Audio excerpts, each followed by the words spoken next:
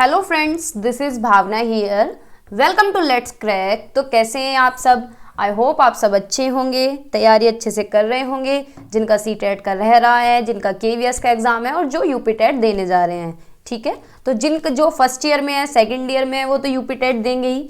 तो हम कर रहे हैं यूपी टेट की प्रिपरेशन, लेकिन ये थ्योरी सभी के लिए इंपॉर्टेंट है। चाहे आप यूपी टेट देने जा रहे हैं, चाहे आप रीट का एग्जाम दे रहे हैं, चाहे आप सी टेट का दे रहे हैं, ठीक है।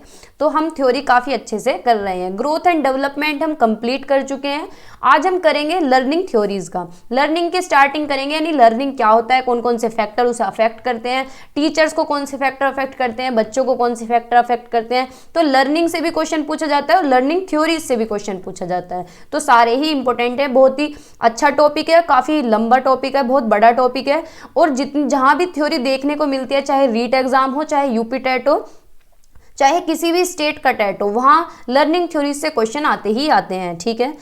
तो ये कुछ बात हुई। अगर आप चैनल पे नए हैं तो सब्सक्राइब कर लें लेट्स क्रैक को। यहाँ आपको सी टेट, यूपी टेट, बाकी अदर स्टेट की भी क्लासेस देखने को मिलेंगी। और अगर आप बीएड या बीटीसी कर रहे हैं तो सब्सक्राइब कर लें कॉलेज विद भावना को, क्योंकि वहाँ भी क्लासेस चल रही हैं डेली बाय डेली, ठीक है। और ये जो टॉपिक है लर्निंग, ये ऐसा टॉपिक है, चाहे आप बीएड कर रहे हैं, चाहे आप कुछ भी कर रहे हैं, सब जगह इंपॉर्टेंट है। केवीएस में भी आता है, सी टेट में भी आता है, यूपी टेट में भी आता है, रीट में भी आता है, ठीक है। बस मार्क्स डिपेंड करते हैं कि कहीं कम पूछा जाता है, कहीं ज़्यादा पूछा जाता है। जो यूपी टेट है या रीट है या स्टेट टेट है, उनमें ज़्यादा पूछा जाता है, सी टेट में थोड़ा सा कम पूछा जाता है, ठीक है। लर्निंग थ्योरीज का पूछेगा तो नाम पूछ लेता है, ठीक है। ये कुछ सोशल मीडिया हैंडल है, ये मेरी पर्सनल लाइफ से रिलेटेड है। इंस्टाग्राम पे अगर मुझे फॉलो करना चाहते हैं तो कर सकते हैं। ये फेसबुक आईडी और ये फेसबुक पेज है, यहाँ आपको टीचिंग रिलेटेड सारी अपडेट देखने को मिलेंगी, ठीक है। और अगर आपने टेलीग्राम पे अब तक ज्वाइन नहीं किया है तो टेलीग्राम पे ज्वाइन कर लें, क्योंकि जितना भी कंटेंट मैं कराती हूँ सारी पीडीएफ टेलीग्राम पे अपलोड करती हूँ। तो आपको अगर पीडीएफ फॉर्मेट में चाहिए कंटेंट तो आप टेलीग्राम भी ज्वाइन कर सकते हैं, ठीक है। तो ये कुछ बात हुई है। अब स्टार्ट करते हैं हम अपना टॉपिक लर्निंग, यानी लर्निंग। आज हम सारा पढ़ेंगे कि लर्निंग क्या होती है, क्या सीखना होता है, कौन कौन से फैक्टर होते हैं, सारी चीज़ों पे बात करेंगे, ठीक है। काफ़ी इंपॉर्टेंट टॉपिक है और बड़ा टॉपिक है, ठीक है। तो स्टार्ट करते हैं। ये कुछ डेफिनेशंस हैं। बेसिकली पहले बात करते हैं कि लर्निंग क्या होता है, सीखना क्या होता है। भाई कुछ भी हम जीवन भर सीखते रहते हैं, जब से हम पैदा होते हैं और जब तक हमारी मृत्यु होती है हमारा सीखना चलता रहता है। तो लर्निंग क्या होती है? Permanent change in behaviour. Permanent change in behaviour. Pen हमारा आज भी गड़बड़ कर रहा है, चल जा भाई। परमानेंट चेंज इन बिहेवियर, यानी जैसे जैसे हम सीखते हैं हमारे बिहेवियर में एड ऑन होता चला जाता है। जैसे मैं कहीं पे जाके रहने लगूँ तो मैं वहाँ कुछ ना कुछ नई चीज़ें अडेप्ट करूँगी, नई कुछ ना कुछ सीखूंगी। तो जो मैं सीखती जाऊँगी वो मेरे बिहेवियर में ऐड होता चला जाएगा। या आप भी कहीं जा रहे हैं, किसी से मिल रहे हैं, हर रोज़ हम कुछ ना कुछ सीखते ही रहते हैं, ठीक है। तो ये होती है लर्निंग यानी अधिगम। हम हर रोज़ सीखते रहते हैं और जब तक हमारी मृत्यु होती है हमारा सीखने का ये सिलसिला चलता रहता है। तो इसी के ऊपर बहुत सारी डेफिनेशन जो कि पूछी भी गई है।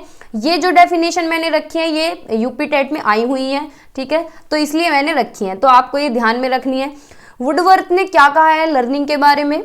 The process of acquiring new knowledge and new response is the process of learning, यानी नवीन ज्ञान और नवीन प्रतिक्रियाओं को प्राप्त करने की प्रक्रिया सीखने की प्रक्रिया है। यानी कोई भी हम नया ज्ञान सीखते हैं, कोई भी नई चीज़ें सीखते हैं, कोई भी नया रिएक्शन देखते हैं, तो वो क्या होता है? लर्निंग होता है, वो अधिगम होता है, ठीक है।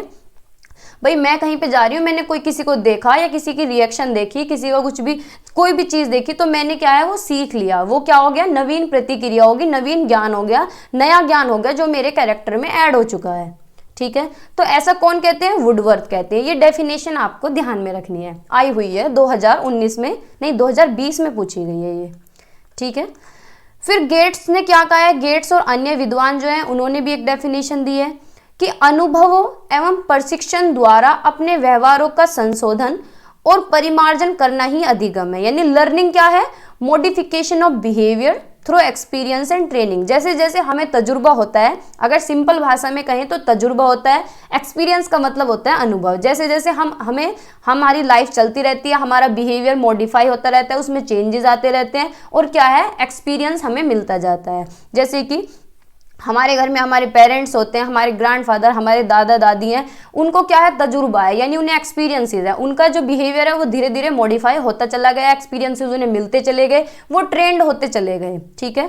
तो ऐसा कहते हैं गेट्स एंड अदर, इन्होंने ये डेफिनेशन दी है, याद रखेंगे।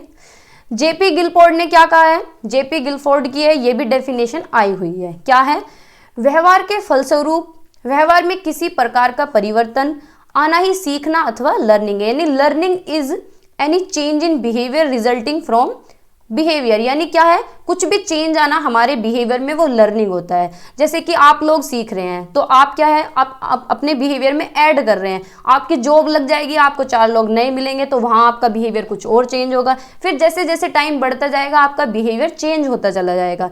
जैसे आप 10 साल या 15 साल पहले थे, अब ऐसे नहीं है। क्यों नहीं है? क्योंकि आप चीज़ें सीखते चले गए, जैसे जैसे टाइम बढ़ रहा है आपके बिहेवियर में चीज़ें आती चली गई। ठीक है भाई, जैसे आज हैं आप, अगर 20 साल बाद आपसे कोई मिले तो आपके अंदर चेंज देखने को मिलेगा, उस इंसान को जो भी आपसे मिलेगा कि भाई 20 साल पहले तो तू ऐसा था या ऐसी थी, अब कैसा हो गया। तो वो क्या है, वो आपके बिहेवियर में चेंज है, यानी आपकी लर्निंग क्या है, चल रही है, आपके बिहेवियर में चेंज हो रहा है। ठीक है, तो ऐसा जेपी गिलफोर्ड कहते हैं। तो ये तीन डेफिनेशन है, आपको ध्यान में रखनी है, बार बार यूपी टेट में आती हैं। ठीक है, आगे चलते हैं। कैरेक्टरिस्टिक ऑफ लर्निंग, यानी सीखने की विशेषताएं। क्या विशेषताएं हैं सीखने की?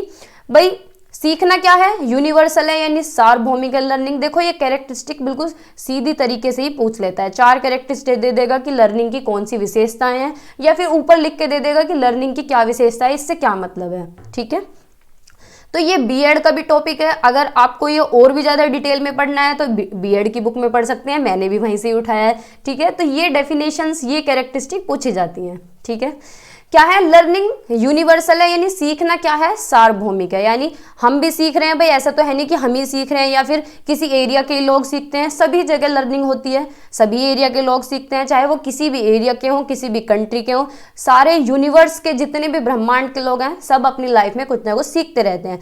और इंसानों की क्या बात है, पक्षी भी सीखते हैं, बर्ड्स भी सीखते हैं, एनिमल्स भी सीखते हैं। अब अपने घर पे कुत्ता भी पाल रहे हैं हम, तो वो भी सीखता है। ठीक है, तो लर्निंग क्या है, यूनिवर्सल है, यानी सब सीखते हैं।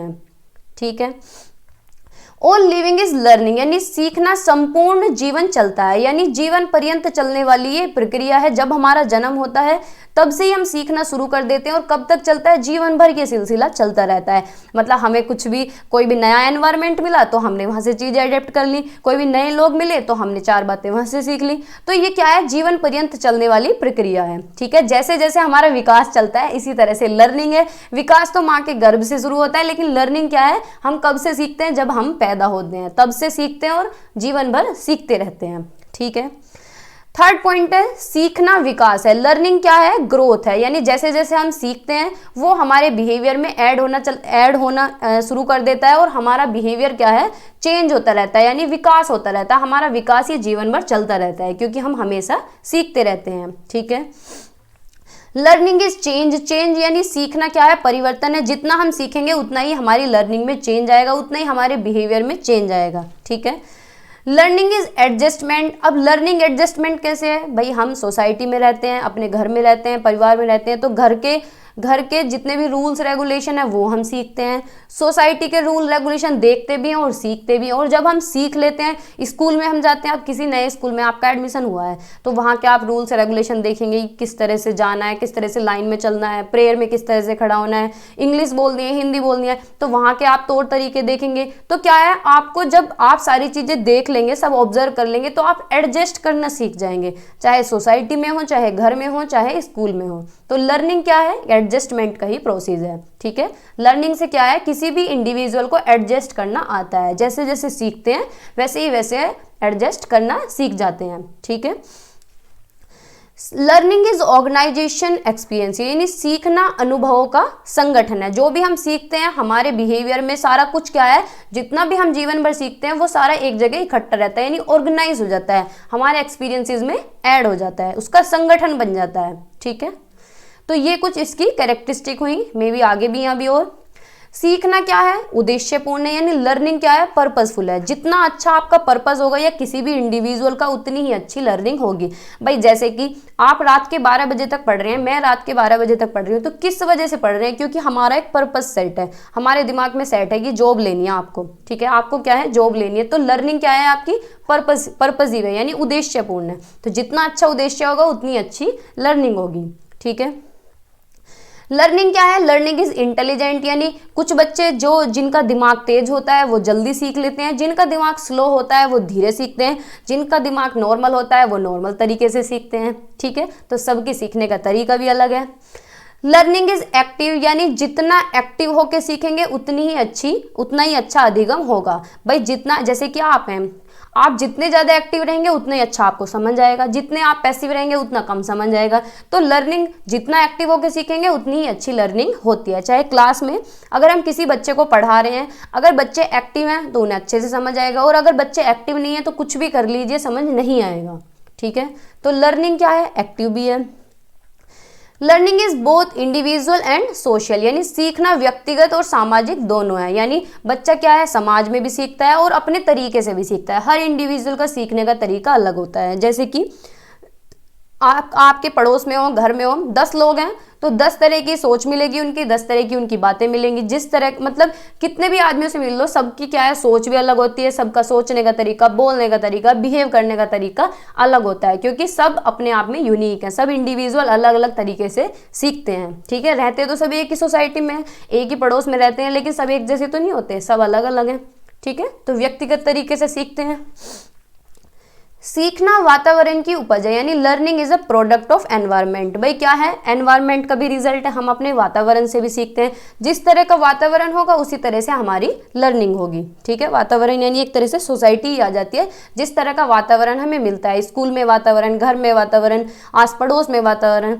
ठीक है, लर्निंग इज डिस्कवरी, यानी हम क्या है? कुछ ना कुछ खोज करते रहते हैं। 10 लोगों से मिल रहे हैं तो उनकी अच्छी बातें भी अपना सकते हैं, हम बुरी बातें भी अपना सकते हैं। ठीक है, तो लर्निंग क्या है? खोज करना है। तो ये कुछ पॉइंट हुए, यानी क्या है? ये हुई सीखने की विशेषता है।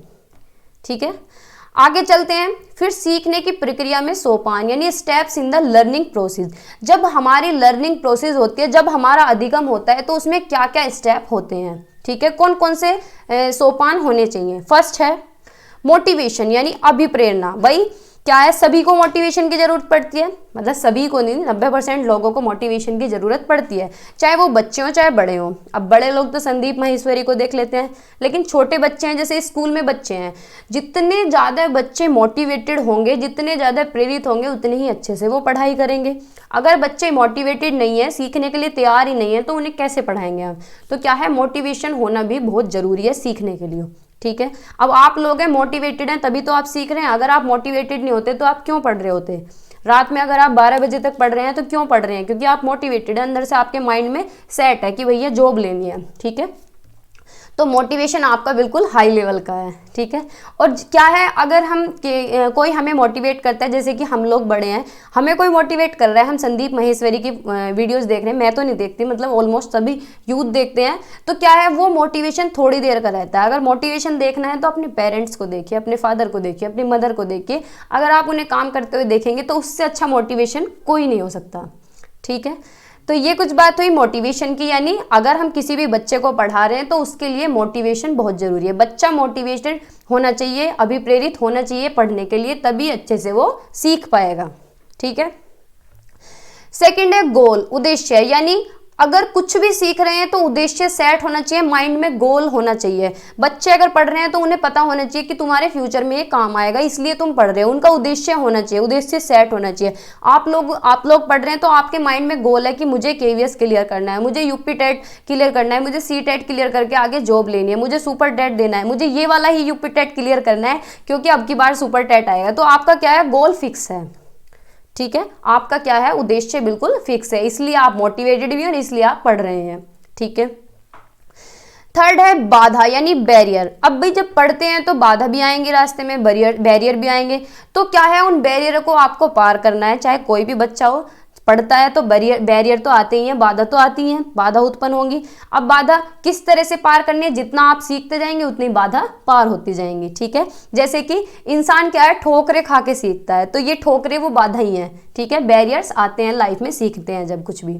ठीक है, फोर्थ है विभिन्न संभावित अनुक्रिया, यानी वेरियस एक्सप्लोरेटरी रेस्पॉन्सेज। इसका क्या मतलब है? भाई जितने ज़्यादा बैरियर आपके सामने, जितने ज़्यादा आप ठोकरें खाएंगे, उतनी ही आप चीज़ों को एक्सप्लोर करेंगे, देखेंगे। देखो जैसे कोई भी क्वेश्चन टफ आ जाए, अब जैसे सी टेट ही है, अब एनालिसिस हो रहा है जैसे, तो ईवीएस में क्वेश्चन नए आ गए, तो जिन बच्चों का पेपर नहीं हुआ, अगर 2 क्वेश्चन भी नए आ गए ना, तो वो क्या है, चीज़ों को एक्सप्लोर करेंगे, चाहे 10 किताब पढ़नी पड़े, उन 2 क्वेश्चन के लिए वो क्या है 10 किताब भी पढ़ लेंगे। ठीक है, तो उनके सामने बैरियर आए, उन्होंने क्या है चीज़ों को एक्सप्लोर किया। ठीक है, संभावित पुस्तकें देखी कि भाई इस बुक में देख लेता हूँ, क्या पता यहाँ मिल जाए, इस बुक में देख लेता हूँ, क्या पता यहाँ मिल जाए। ठीक है, तो ये हुए विभिन्न संभावित अनुक्रियाएं। आप इसी तरह से रेस्पॉन्स करेंगे, एक्सप्लोर करेंगे चीज़ों को। ठीक है, फिर नेक्स्ट 5th वन है पुनर्बलन, यानी पुनर्बलन भी बहुत जरूरी है, रीइंफोर्समेंट। अब टाइम टू टाइम, जैसे कि हम पढ़ रहे हैं, आप पढ़ रहे हैं, बच्चे स्कूल में पढ़ रहे हैं, तो उन्हें क्या है टाइम टू टाइम रीइंफोर्समेंट भी मिलता रहना चाहिए, फीडबैक मिलता रहना चाहिए। ये पॉजिटिव भी हो सकता है, नेगेटिव भी हो सकता है। भाई बच्चे के अच्छे नंबर आ रहे हैं तो उसे रीइंफोर्समेंट दिया जा रहा है, शाबाशी, वाह बेटा वाह, तुमने बहुत अच्छे मार्क्स लेके आए हो। और किसी बच्चे के गंदे नंबर आ रहे हैं तो उसे क्या है, उसे नेगेटिव फीडबैक मिलेगा। ठीक है, तो पुनर्बलन भी होना चाहिए लर्निंग प्रोसेस में। इंटीग्रेशन यानी संगठन होना चाहिए, जैसे कि बच्चा पढ़ रहा है बच्चा पढ़ रहा है तो जो बच्चे को आता है पहले से, अगर हम कुछ भी नया पढ़ा रहे हैं तो हम ये देखेंगे कि बच्चे को पहले क्या आता है, और जो बच्चे को पहले पता है उसी को इंटीग्रेट करके आगे पढ़ाएंगे। ठीक है, जब उसका पुराना ज्ञान होगा, जो उसका पूर्व ज्ञान होगा, उसी को जोड़ के आगे पढ़ाएंगे। जैसे कि पूर्व ज्ञान को नए ज्ञान के साथ जोड़ के पढ़ाना, जो अब तक हम पढ़ते आ रहे थे, तो वही है इंटीग्रेशन, यानी इंटीग्रेट करके पढ़ाना, संगठन करके पढ़ाना। उससे बच्चा क्या है और अच्छे से सीख पाएगा, लर्निंग और अच्छी होगी। तो ये स्टेप्स हैं लर्निंग के। ठीक है, मोटिवेशन, गोल, बैरियर और वेरियस एक्सप्लोरेटरी रेस्पॉन्सेज, रीइंफोर्समेंट और इंटीग्रेशन। दिया किसने है, ये मिलर और डोलार्ड ने दिया है। किसने, मिलर एंड डोलार्ड ने। तो ये भी पूछ सकता है। ठीक है, ये क्या है, ये प्रोसेस दिए हैं मिलर और डोलार्ड ने, बताया है कि ये स्टेप्स होते हैं लर्निंग प्रोसेस में। ठीक है, इसकी डेफिनेशन भी है, डेफिनेशन फिर देख लेंगे, आती नहीं है वैसे, लेकिन आपको पता होनी चाहिए। अगर आप और ज़्यादा डिटेल में पढ़ना चाहते हैं तो बीएड की बुक्स पढ़ लें। ठीक है, लेकिन जितना पेपर में पूछा जाता है उससे ज़्यादा ही मैं आपको करा रही हूँ। ठीक है, अधिगम को प्रभावित करने वाले कारक यानी फैक्टर्स अफेक्टिंग लर्निंग। कौन कौन से फैक्टर हैं जो अफेक्ट करते हैं हमारी लर्निंग को? सबसे पहले है जो फैक्टर अफेक्ट करता है लर्नर को, यानी बच्चे को जो अफेक्ट करता है। बच्चे के बारे में पढ़ेंगे, टीचर के बारे में पढ़ेंगे कि क्या क्या फैक्टर अफेक्ट करते हैं, प्रभावित कौन कौन से कारक करते हैं। फर्स्ट है जो बच्चों को अफेक्ट करता है, यानी शिक्षार्थी से संबंधित कारक। फर्स्ट है सीखने की इच्छा, यानी विल टू लर्न। भाई क्लास में कुछ भी पढ़ा रहे हैं तो बच्चा क्या है, सीखने का इच्छुक होना चाहिए, सबसे पहली बात है। अगर बच्चा इच्छुक नहीं है तो तुम चाहे उसे कितना भी पढ़ा लो, वो पढ़ नहीं सकता। ठीक है, तो बच्चा क्या है, बच्चे के अंदर इच्छा होनी चाहिए पढ़ने की। जैसे कि आप पढ़ रहे हैं तो अगर आपके अंदर इच्छा नहीं है, आपको ध्यान में ही नहीं है कि यूपी टेट आएगा, आने दे, पेपर दे आएंगे बिना पढ़े, तो आपको कोई नहीं पढ़ा सकता। और अगर आप मन से तैयार हैं, आपके अंदर सीखने की इच्छा है, तो आप अभी से तैयारी करने लगेंगे कि भाई अभी तो टाइम है, अगर मैं अब से तैयारी करता हूँ तो नंबर बहुत अच्छे आएंगे, क्या पता है सुपर टेट में ये नंबर भी ऐड हो जाए। ठीक है, और अगर नंबर भी नहीं ऐड होंगे तो क्या है, आपकी तैयारी बहुत अच्छी हो जाएगी, क्योंकि सुपर टेट में और यूपी टेट में ज़्यादा डिफरेंस है नहीं। ये मान लो कि उसका बेस ही है। अगर यूपी टेट में आपके नंबर बहुत अच्छे आते हैं, आपका सिलेबस पूरा कवर है, तो ये मानो 50% सुपर टेट आपका कवर हो चुका है। ठीक है, तो क्या है, सीखने की इच्छा होनी चाहिए। आपके मन में सीखने की इच्छा है, इसलिए आप देख रहे हैं वीडियोस, नोट्स बना रहे हैं, पढ़ रहे हैं, क्वेश्चन सोल्व कर रहे हैं। ठीक है, तो फर्स्ट है विल टू लर्न, यानी बच्चे के अंदर सीखने की इच्छा होनी चाहिए, तभी वो अच्छे से सीख सकता है। ठीक है, सेकेंड है शैक्षिक पृष्ठभूमि, यानी एजुकेशनल बैकग्राउंड। भाई अगर हम कोई भी चैप्टर पढ़ा रहे हैं, कोई भी टॉपिक पढ़ा रहे हैं, कोई भी सब्जेक्ट पढ़ा रहे हैं, तो हमें पहले ये देखना चाहिए कि इस बच्चे का एजुकेशनल बैकग्राउंड क्या है। एजुकेशनल बैकग्राउंड का मतलब है कि इस सब्जेक्ट में ये बच्चा कैसे परफॉर्म कर रहा है। ठीक है, तभी उस सब्जेक्ट को आगे पढ़ाएंगे हम। ठीक है, अगर जैसे कि कोई मैथ का ही बच्चा है, मैथ ही पढ़ रहा है, मतलब उसका मैथ बिल्कुल जीरो है, पहले से उसे कुछ नहीं आ रहा, तो क्या है, अगर हम उसे एडवांस पढ़ाने लगे या ऐसे ही डायरेक्ट स्टार्ट कर दें तो वो तो कुछ नहीं सीख पाएगा, उसका मैथ ऐसे कैसे ही रहेगा। तो हमें उसका एजुकेशनल बैकग्राउंड भी देखना है कि मैथ में ये किस तरह से प्रोग्रेस कर रहा है और इसे किस तरह से लेके चलना है। ठीक है, तो ये हुआ एजुकेशनल बैकग्राउंड। थर्ड है शारीरिक व मानसिक स्वास्थ्य, यानी फिजिकल एंड मेंटल हेल्थ। भाई बच्चा क्या है, स्वस्थ भी होना चाहिए। अगर बच्चा फिजिकली या मेंटली अच्छा नहीं है, हेल्दी नहीं है, तो वो पढ़ नहीं पाएगा। कोई बीमारी है उसे तो नहीं पढ़ पाएगा। मेंटली परेशान है, घर में कुछ दिक्कत हो रही है या दुखी है, तो भी नहीं पढ़ पाएगा। तो फिजिकली और मेंटली भी हेल्थी होना चाहिए, स्वस्थ होना चाहिए बच्चा। बिल्कुल स्वस्थ हो तभी वो अच्छे से पढ़ पाएगा। वो क्या कोई भी हो, हम अगर बीमार हो जाएं तो हम अच्छे से नहीं पढ़ पाते। ठीक है, या फिर अगर हम दुखी हों मन से, हमारे मन में कोई बात चल रही है, या फिर जैसे कि हमने कोई पेपर दिया है, रिजल्ट आया है उसका और उसमें हमारा सिलेक्शन नहीं हुआ या उसमें हमारे अच्छे नंबर नहीं आए, तो हम मेंटली हेल्दी नहीं है बिल्कुल भी, तो हम आगे सीख नहीं सकते। जब तक हम फिजिकली और मेंटली प्रिपेयर नहीं है, हेल्दी नहीं है, स्वस्थ नहीं है, तब तक हम सीख नहीं सकते। ठीक है, इसलिए फिजिकली और मेंटल हेल्थ भी अफेक्ट करती है हमारी लर्निंग को। ठीक है, समझ आ रहा है यहाँ तक। फिर है परिपक्वता यानी मैच्योरिटी। मैच्योरिटी यानी बच्चा क्या है, जो भी काम उसे दिया जा रहा है वो उसके लिए मैच्योर होना चाहिए। अब बच्चा तो है फर्स्ट क्लास में, उसे टेबल याद कराने 15 तक, तो वो 15 तक टेबल नहीं याद कर पाएगा, क्योंकि वो उसके लिए मैच्योर नहीं है, वो इतना परिपक्व नहीं है कि वो 15 तक टेबल याद कर सके। ठीक है, जितना उसका लेवल है, जितनी उसकी उम्र है, उसी के हिसाब से उसे पढ़ाएंगे, जितना वो मैच्योर है उतना ही उसे कराएंगे। ठीक है, तो कोई भी काम करने के लिए बच्चा क्या है, उतना मैच्योर होना चाहिए। फिफ्थ वन है मोटिवेशन यानी अभिप्रेरणा। वही बात है कि बच्चा क्या है, मोटिवेटेड होना चाहिए। अगर बच्चा मोटिवेटेड नहीं है तो उसकी लर्निंग अफेक्ट होगी। ठीक है, लर्निंग पे अफेक्ट होगा, लर्निंग को प्रभावित करेंगे कोई ना कोई कारक। ठीक है, तो बच्चा क्या है, मोटिवेटेड होना चाहिए, बच्चा हो चाहे बड़ा हो।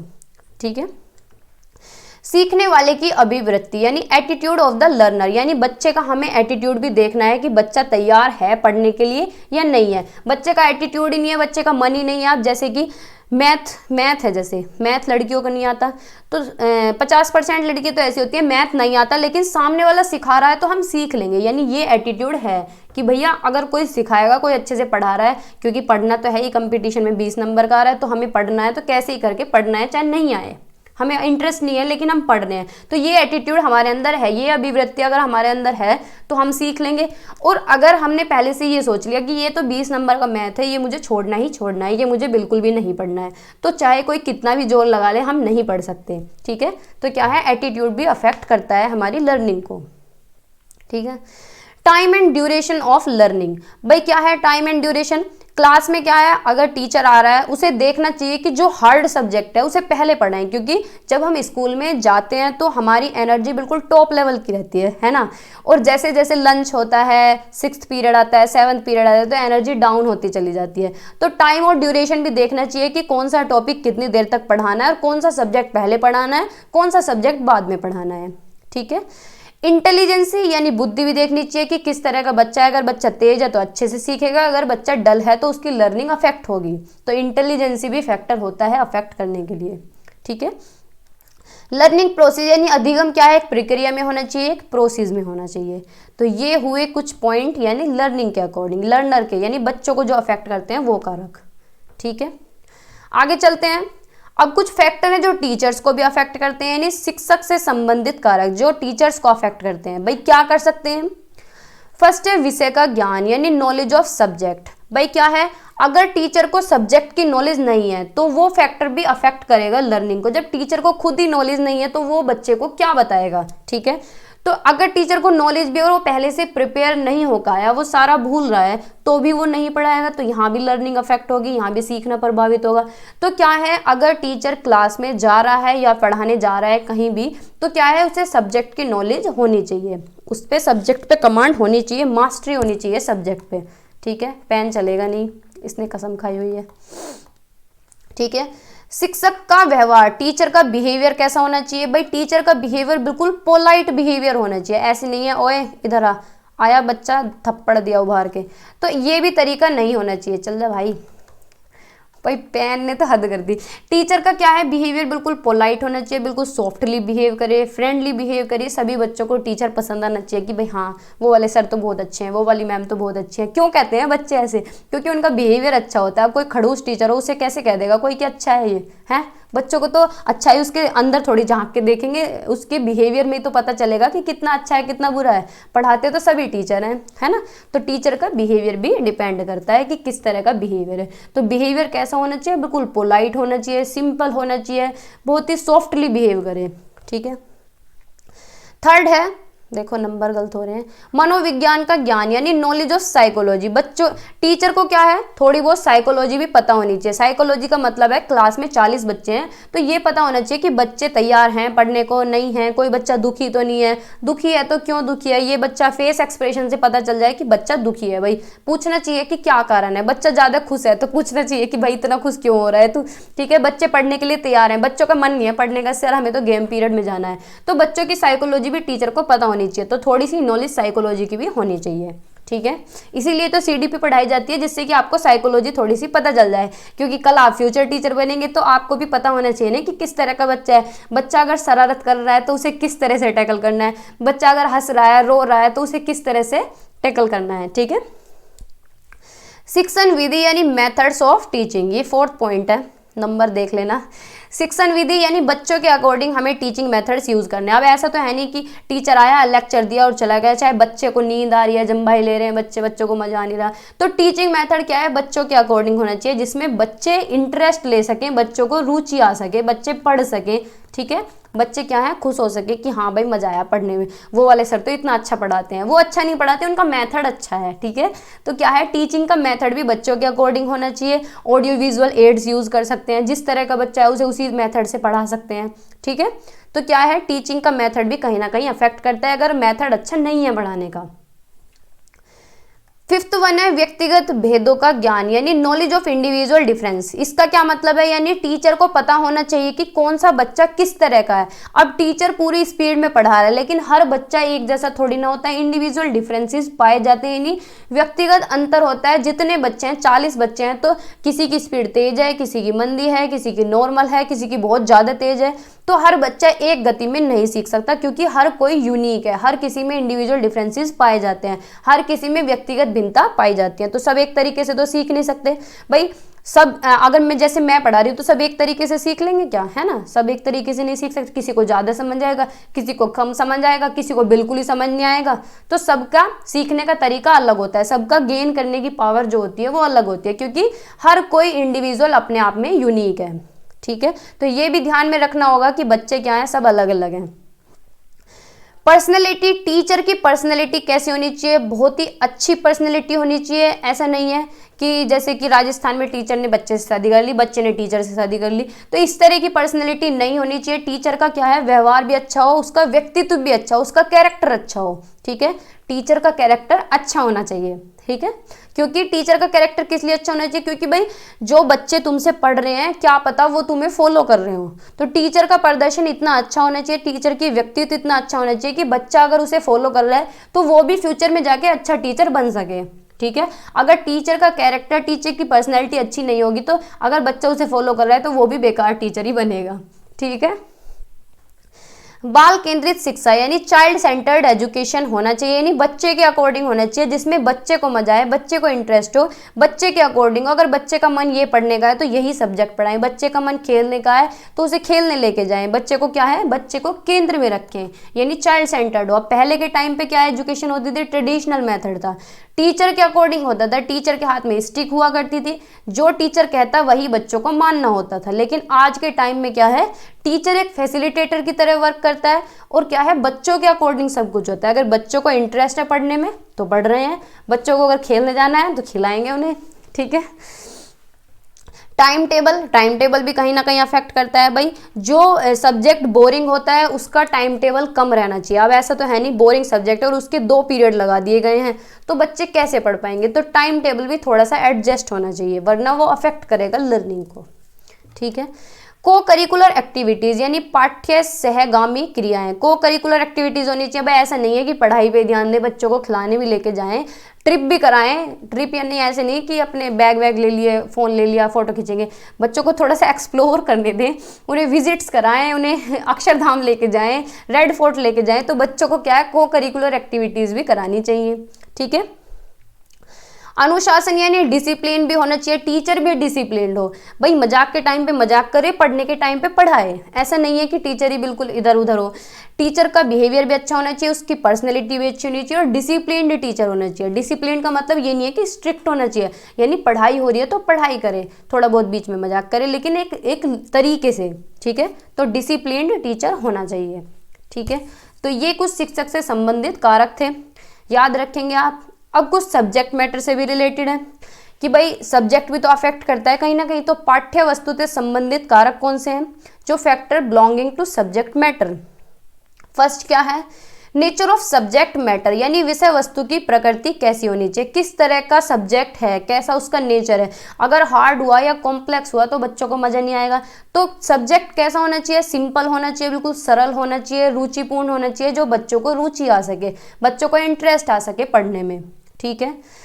विषय वस्तु का आकार यानी साइज कैसा होना चाहिए कंटेंट का। भाई देखो हम तो बड़े हो गए हैं, लेकिन हम अगर अपनी पर्टिकुलर किसी भी क्लास में है, कोई जो भी हम कर रहे हैं, आप कर रहे हैं, मैं कर रही हूँ, चाहे बीएड ही कर रहे हैं आप लोग, तो आप क्या करेंगे, पहले ये देखेंगे कि कौन कौन सी यूनिट सबसे छोटी है। आज मैं पढ़ाई शुरू करूंगा, पहले ये देखूंगा छोटी यूनिट कौन सी है। तो आप क्या है, साइज के हिसाब से देखते हैं कि भैया लर्निंग की जो थ्योरी है, लर्निंग की जो ये यूनिट है, ये तो बहुत बढ़िया है, इसे तो मैं बाद में पढ़ूंगा।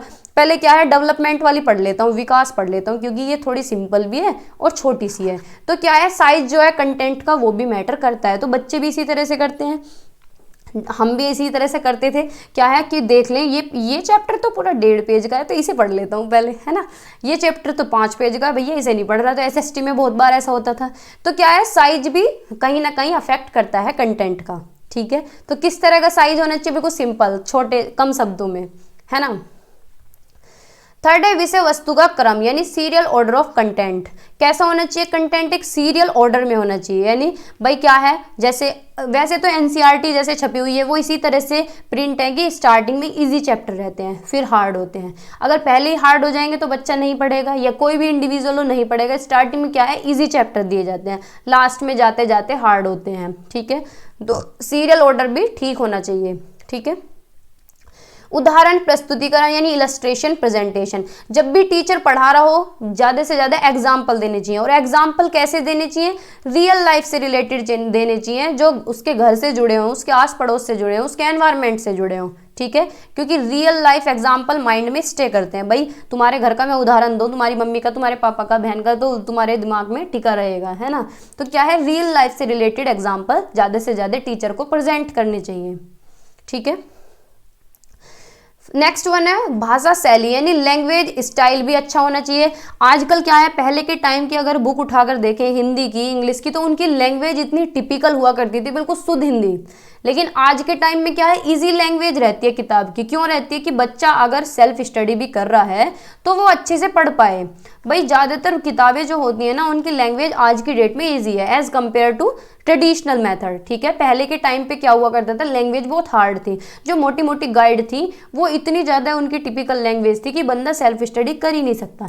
लेकिन आज की डेट में क्या है, राइटर ईजी से ईजी लैंग्वेज यूज़ करता है, जिससे कि कोई भी अगर सेल्फ स्टडी भी करे तो अच्छे से पढ़ सकता है, ठीक है।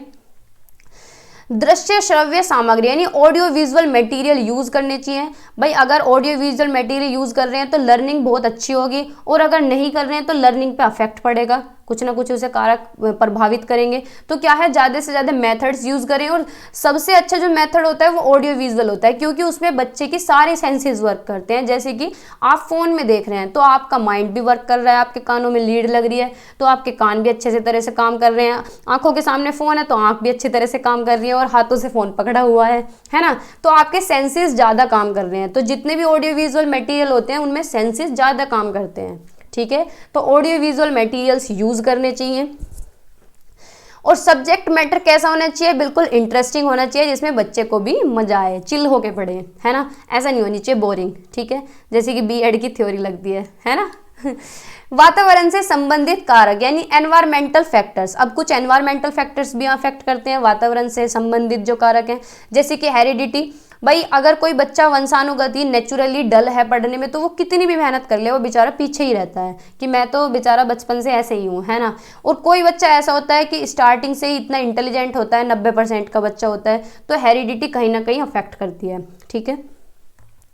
सेकेंड है नॉलेज ऑफ सोशल हेरिडिटी। अब ये क्या है, सामाजिक वंशानुक्रम का ज्ञान। जैसे कि किसी किसी के घर में कहते हैं कि इसके तो बाबा भी होशियार थे, इसके तो पापा भी होशियार है, बच्चा भी होशियार है। वो कैसे होशियार है, भाई अपने बाबा से, पापा से, दादा के पास बैठता है, उनके पास से नॉलेज लेता है। तो क्या है, सोशल हेरिडिटी यानी वंशानुगत कारक वो चलते आ रहे हैं, अपने घर वालों से ज्ञान ले रहे हैं, ठीक है। वातावरण का प्रभाव, भाई एनवायरनमेंट का भी अफेक्ट पड़ता है। कोई बच्चा इंटेलिजेंट पैदा हो रहा है और उसे अच्छा एनवायरनमेंट नहीं दिया जा रहा, ठीक है, तो वो वहीं का वहीं रह जाता है, पीछे ही रह जाएगा बच्चा। तो इसलिए कहते हैं कि बच्चे को अच्छा वातावरण दिया जाना चाहिए। जैसे कि भाई पढ़ाई तो हिंदी मीडियम स्कूल यानी सरकारी स्कूल में भी होती है और पढ़ाई इंग्लिश मीडियम में भी होती है, लेकिन इंग्लिश मीडियम स्कूल में कोई भी पेरेंट अपने बच्चे को क्यों कोशिश करता है कि मेरा बच्चा अच्छे स्कूल में पढ़े। अच्छे स्कूल का क्या मतलब होता है भाई, टीचर तो हर जगह होते हैं, बताओ। यही तो मतलब होता है कि बच्चे को अच्छा एनवायरनमेंट मिले। बाकी पढ़ाई तो सब जगह सेम ही है, टीचर कोई ऐसे तो है नहीं कि सरकारी टीचर तो बिल्कुल लूल है वे, पहले के टाइम की बात अलग है, आज की डेट की बात कर रही हूँ मैं। कि क्या है, एनवायरनमेंट की वजह से ही बच्चे को इसलिए सोचते हैं कि प्राइवेट स्कूल में पढ़ाएं, ठीक है, तो जिससे कि बच्चे को अच्छा एनवायरनमेंट मिल सके, ठीक है। फोर्थ है शिक्षा के अनौपचारिक साधन यानी informal means of education. Education क्या है, दो तरीके से होती है, एक तो फॉर्मल तरीके से, एक इनफॉर्मल तरीके से। इनफॉर्मल यानी बच्चा क्या है, घर पे पढ़ रहा है, ट्यूशन से पढ़ रहा है, ऑनलाइन माध्यम से पढ़ रहा है। फॉर्मल होती है कि स्कूल में पढ़ रहा है, ठीक है। व्यक्तित्व का विकास यानी पर्सनैलिटी डेवलपमेंट, बच्चे की पर्सनैलिटी भी अच्छी डेवलप होनी चाहिए, ठीक है। फैमिली एनवायरनमेंट अच्छा होना चाहिए, भाई ऐसा नहीं है कि घर में झगड़े हो रहे हैं, बच्चा जाए घर आ रहा है तो घर आते ही मूड ऑफ हो रहा है, स्कूल में जा रहा है तो स्कूल में जाते ही मूड ऑफ हो रहा है। तो फैमिली का एनवायरनमेंट भी अच्छा होना चाहिए, है ना। घर में क्या है, अच्छा वातावरण हो, शुद्ध वातावरण हो, बिल्कुल ऐसा नहीं है कि मम्मी पापा का डाइवोर्स चल रहा है, बच्चा अलग हो रहा है, लड़ाई चल रही है घर में, कुछ भी 70 तरह की चीज़ें देखने को मिलती हैं। तो घर का एनवायरनमेंट भी अच्छा होना चाहिए, नहीं तो वो अफेक्ट करेगा लर्निंग को। Physical environment of the class, class का भौतिक वातावरण भी अच्छा होना चाहिए। ऐसा नहीं है कि लड़ाई झगड़े हो रहे हैं बच्चों के आपस में, दोस्तों से इतनी ज़्यादा लड़ाई हो रही है कि वो घर तक अफेक्ट कर रहा है, स्कूल तक अफेक्ट कर रहा है, या फिर टीचर इतना बेकार है कि उसकी शक्ल देख तो क्या है, पढ़ने का मन ही नहीं करता, ठीक है। तो क्या है, फिजिकल एनवायरनमेंट जो है क्लास का वो भी अच्छा होना चाहिए। साइकोलॉजिकल एनवायरनमेंट भी अच्छा होना चाहिए, यानी टीचर बच्चों को समझे, बच्चों की मनोदशा को समझे, मन के भावों को समझे कि भाई बच्चा पढ़ने के लिए तैयार है नहीं है। बच्चे की फीलिंग्स को ध्यान में रखा जाए, घर में भी और स्कूल में भी, ठीक है। तो साइकोलॉजिकल एनवायरनमेंट होना चाहिए। सोशल और कल्चरल एनवायरनमेंट होने चाहिए, यानी जिस सोसाइटी में रह रहा है वहाँ का वातावरण भी अच्छा होना चाहिए, तभी अच्छे से लर्निंग हो पाएगी। अगर वातावरण अच्छा नहीं है, सोसाइटी अच्छी नहीं है, तो बच्चा नहीं पढ़ पाएगा। सोसाइटी यानी आस पड़ोस मोहल्ला जहाँ भी रहते हैं, वो सोसाइटी वो कल्चर अच्छा होना चाहिए, ठीक है। सिचुएशन एज अ वोल यानी संपूर्ण परिस्थिति, यानी बच्चे को जिस चीज़ की ज़रूरत है सारी चीज़ें उसे मिलनी चाहिए, सारी उसे सिचुएशंस मिलनी चाहिए। सिचुएशन एज अ वोल यानी संपूर्ण परिस्थिति बच्चे को प्रोवाइड करे जाए, फिर उससे अच्छी लर्निंग होगी। यानी बच्चे की हेरिडिटी भी अच्छी हो, वंशानुगत भी बच्चा होशियार हो, घर के भी अच्छे हो, बाहर वाले भी अच्छे हो, पड़ोसी भी अच्छे हो, स्कूल भी अच्छा मिले, ट्यूशन मिले उसे, हर तरह की जितने भी सिचुएशन बच्चे को दे सकते हैं ज़्यादा से ज़्यादा सिचुएशन दें, तो उससे क्या है, लर्निंग बेटर होगी, ठीक है। आई होप आपको ये समझ आया होगा। यहाँ तक कोई डाउट हो तो बता देना कमेंट सेक्शन में, ठीक है, बताते रहना, कोई बात नहीं। फिर हम अब तक हमने समझा लर्निंग के बारे में, कौन कौन से फैक्टर अफेक्ट करते हैं बच्चे को, टीचर्स को, स्कूल को, कैसा वातावरण होना चाहिए, कैसा कंटेंट होना चाहिए, कैसा सब्जेक्ट होना चाहिए, कैसी बुक्स होनी चाहिए। तो ये सारी चीज़ों पे हमने बात किया आज लर्निंग की, ठीक है। तो लर्निंग का चैप्टर बेसिकली स्टार्ट हो चुका है। आगे हम पढ़ेंगे थ्योरीज। ये थ्योरीज काफ़ी इंपॉर्टेंट है, लर्निंग से भी क्वेश्चन आता है और थ्योरीज से भी क्वेश्चन आता है, ठीक है। इसके अंदर कौन कौन सी थ्योरी है, थॉर्नडाइक की थ्योरी यानी थॉर्नडाइक का अनुबंधन सिद्धांत, ये थॉर्नडाइक थोड़ा सा गलत लिख रहा है, ठीक है। अनुकूलित अनुक्रिया का सिद्धांत यानी क्या है, पेवलोव क्लासिकल कंडीशनिंग थ्योरी, इसके बारे में भी पढ़ेंगे। स्किनर्स ऑपरेंट कंडीशनिंग थ्योरी यानी स्किनर का सिद्धांत। सून अथवा अंतर्दृष्टि का सिद्धांत यानी गेस्टाल्ट और इनसाइट लर्निंग थ्योरी, जो कि काफी इंपॉर्टेंट है, पूछी जाती है। कुर्ट लेविन का क्षेत्रीय सिद्धांत यानी कुर्ट लेविन्स फील्ड थ्योरी, ठीक है। तो ये सारी थ्योरी 1 बाय 1 करेंगे हम, और जब ये पूरा चैप्टर कंप्लीट हो जाएगा उसके बाद बहुत सारे क्वेश्चन करेंगे, जितने भी टैट में क्वेश्चन आए हैं। टैट का मतलब ये नहीं कि खाली यूपी टैट के करेंगे, उत्तराखंड टैट में जो आए हैं, रीट में जो क्वेश्चन आए हैं, यूपी टैट में जो क्वेश्चन आए हैं, सी टैट में तो बहुत कम आते हैं, लेकिन आते हैं, पहले आया करते थे, अब जब से ऑनलाइन हुआ है जब से कम आ रहे हैं। अब पता नहीं इस बार आए हैं या नहीं है, जब सैम्पल पेपर आएगा तब पता चलेगा कि क्वेश्चन आए हैं या नहीं है, ठीक है। तो ये सारी थ्योरीज हम 1 बाय 1 कंप्लीट कर लेंगे, क्योंकि ये इंपॉर्टेंट है सभी टैट के लिए, चाहे आप केवीएस भी देने जा रहे हैं तो वहाँ भी इक्वली इंपॉर्टेंट है, ठीक है। तो ये बात हुई लर्निंग की। क्लास काफ़ी लंबी हो जाएगी आगे अगर हम ये करते हैं तो आज की क्लास में इतना ही रखते हैं। कल हम पढ़ेंगे थॉर्नडाइक की थ्योरी का, ठीक है। तो अगर आप चैनल पे नए हैं तो सब्सक्राइब कर दें, अगर पुराने हैं सब्सक्राइब नहीं किया है तो भी कर दें, बाकी सपोर्ट करिए, शेयर किया करें जहाँ भी ग्रुप में आप जुड़े हुए हैं। ठीक है, बाय बाय, टेक केयर, पढ़ते रहिए, मुस्कुराते रहिए।